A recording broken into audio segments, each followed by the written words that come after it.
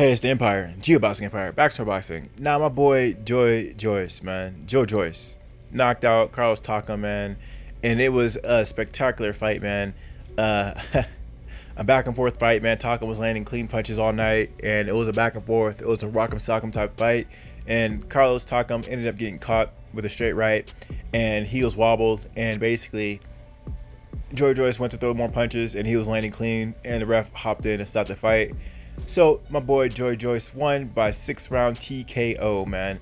Joyce, if you look at his career, the guy, he's always been, a silver medal winner or a bronze medal winner in the Olympics. The guy has never been the best of the best, the gold medal kind of guy. He's always been second or third place, but that's in the amateurs, baby. This is the professional ranking. And in professional rankings, man, Joyce, he has a 92% knockout ratio, right? With 13 wins and 12 knockouts. He had that big upset win. That's the biggest win of his career, in my opinion, against Daniel Dubois in the 10th round, stopping him via jab. Insane stuff, man. Made Dubois quit on his feet. Never seen anything like it. When I thought Dubois was pushing the pace in the fight, Dubois could not get past Joyce heavy hands. A lot of people talk about how slow Joyce is, but the point of the matter is the guy slugs like an animal, man, and you can't tell it's a power shot until you get hit by it and you see the after effect of of his opponents, right? I.e., Daniel Dubois' eye. Now that being said, man, my boy Joyce keeps on proving the doubters wrong, man. Walk through Carlos TAKAM, and this was a really good fight, man. And Joyce, you don't like to see that, but it proves a point. It shows the guy has a chin. And Joyce, man, I haven't even seen a kid wobble before. The guy just takes the punches, man. They don't call him the juggernaut for no reason. This guy is just a tank. He's taking the shots clean, because he was taking a lot of clean punches from Carlos TAKAM. I'm talking about clean punches from Carlos TAKAM. And Joyce was walking through him as if he was getting hit by a jab. So, man, that being said, man, Joyce continues to prove the doubters wrong, walking through Carlos TAKAM. And, he's basically almost walked through the elite fighters over there in the UK. There's only so many more fights he can do over there in the UK. But understand, he has some wins over here as far as beating Americans, but they just have been in the UK. He's fought like one time in America, but he beat people such as Bermain Stavern, but that was in England, right? But that's an American. Well, he fights out of America at least.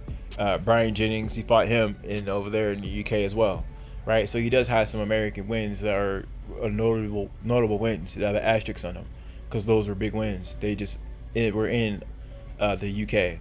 Now, that being said, man, Joyce had the tough route. He didn't have it easy coming up in the rankings. He fought the best of the best. And that shows, man. A lot of people, they move their fighters too slowly, and they haven't really been in tough fights. Joyce didn't have that route. He wasn't the biggest star, so he had to fight the toughest right away. So that's exactly what he did. With less than 15 fights, this guy has an extremely good resume, right? So that being said, man, it looks like Joyce is going to be the next big thing out of the UK outside of Dillian Whyte and Anthony Joshua. I believe he's 1 or 2 fights away. He just needs to show his skills in the USA. I think a good fight for him maybe will be someone like maybe a Robert Helenius, maybe a Gerald Washington, something where he can match their hand speed somewhat, where they're not going to overwhelm them with their extreme athleticism.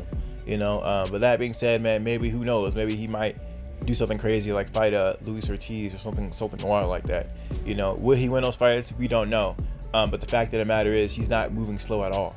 So that being said, man, Joyce, a really big win with Carlos TAKAM.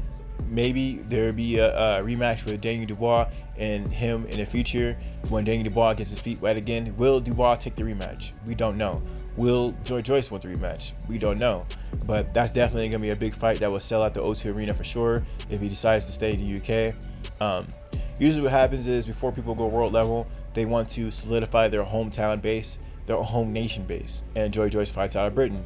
So that's why he's staying over there in Britain, because he wants to really solidify him as the new guy in the UK before he tries to move on to bigger and better things. But yeah, man, Joyce keeps on breaking the narrative that he's just a mediocre fighter. Obviously, he's a hard hitter, just like my boy. And to take your best punches, because that sometimes that wilts a guy mentally. You know, you ever seen a power puncher hit a guy and then the guy walks through the power puncher's punch? Sometimes that breaks the power puncher's spirit. The same thing could happen with Joyce if he's almost knocking a guy out, but the guy withstands his knockout and keep coming forward. You know, if you actually watch the Carlos Takam versus Anthony Joshua fight, it's basically the same thing, where Carlos Takam was dodging the punches and they caught the fight. It was really bizarre type stuff.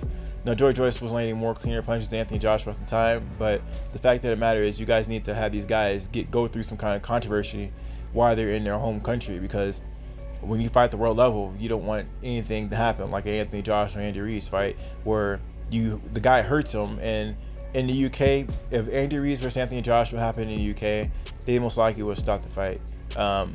Only in America they'll let you fight all the way out. You know, that needs to happen more in the UK. I know a lot of deaths happen in boxing, but that's just what it is, man.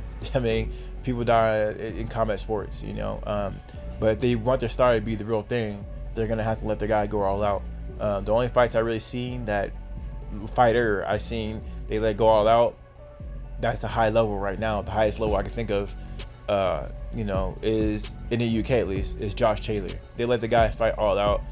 There's no technical knockouts. The guy has to actually knock the guy out. So, you know, that's what they need to really know if the guy is that guy or not. You know, technical knockouts just aren't good for these UK fighters, because it just teaches them to land one clean punch and just throw a flurry and then they'll stop the fight. That's not gonna do anything for the fighter. You know, it's just not. You know. But anyway, I thought the fight was a great fight, man. Let me know how you guys feel about it though. Like, comment, subscribe. It's the Empire, Geoboxing Empire. Peace. Geoboxing.